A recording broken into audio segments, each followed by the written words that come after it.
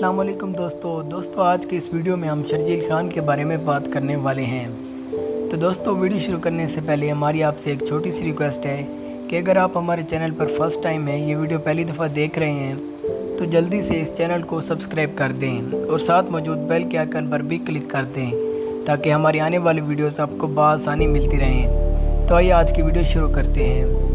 दोस्तों जैसे कि आप जानते हैं कि पिछले काफ़ी अरसे से कौमी टीम में ओपनिंग जोड़ी का मसला जारी है।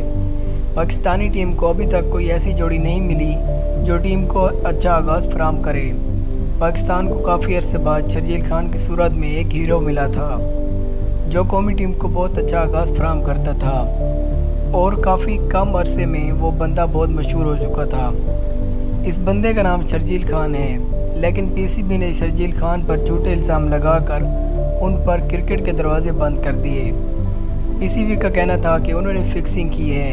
अगर शर्जील खान में कोई फिक्सिंग की है तो उसका कोई सबूत क्यों नहीं दिखाया जा रहा। इस बात को तीसरा चौथा साल जारी है, लेकिन अभी तक कोई एक भी सबूत नहीं दिखाया गया और शर्जील खान का कैरियर ख़राब किया गया है। झूठा इल्ज़ाम लगाया गया। पाकिस्तानी अवाम इस बंदे से बहुत प्यार करती है।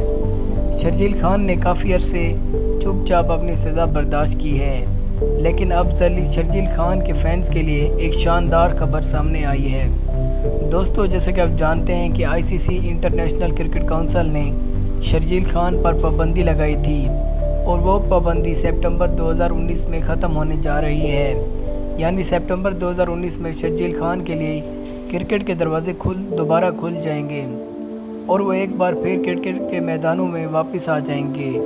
और मुमकिन है कि वो अगर उन्होंने डोमेस्टिक क्रिकेट में अच्छी परफॉर्मेंस दी तो उनको कौमी टीम में सिलेक्ट कर लिया जाएगा, क्योंकि अगर हम कौमी टीम की मौजूदा सूरत-ए-हाल देखें तो कौमी टीम के पास कोई अच्छी ओपनिंग जोड़ी नहीं है।